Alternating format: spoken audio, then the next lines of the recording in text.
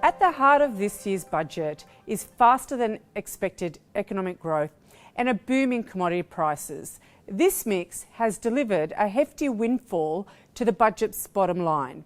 The budget deficit is now expected to be $79.8 billion in the current financial year, or 6.5% of GDP, marking around a $19 billion improvement on the government's forecast made just before Christmas. Over the 5 years to 2025-26, there is an improvement in the bottom line of more than $100 billion. Amid a looming election, this windfall has led the government to deliver a package of relief to households for cost of living expenses.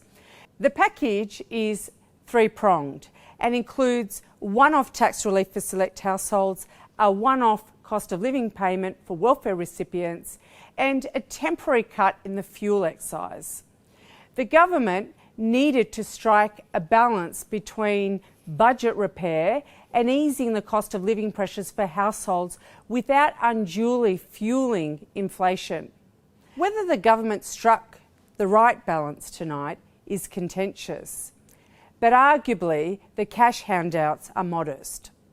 Economic activity is already above its pre-pandemic level, and the unemployment rate is at a 13.5-year low and falling, and inflationary pressures suggest the Reserve Bank will need to start hiking the cash rate before long. The world has changed significantly in recent years and even in recent weeks, entering a period of profound uncertainty and disruption. COVID-19, Russia's invasion of Ukraine, and the greater frequency of severe weather events are underpinning major shifts in the global economic and political landscape.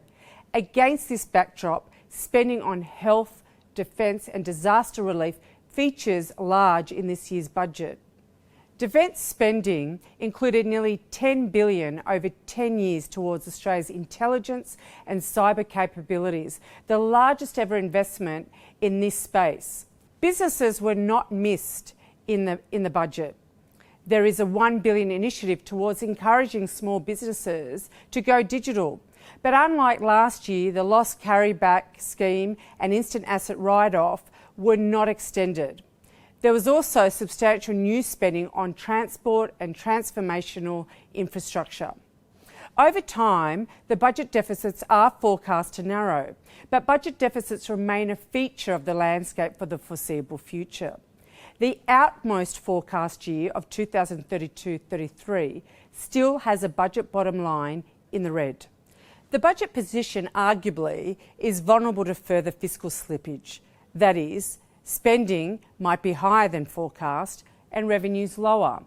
There is the risk the government will need to spend more than planned on key areas of aged care, NDIS, health and defence. Yet government revenues are unlikely to increase much from current levels without significant reform.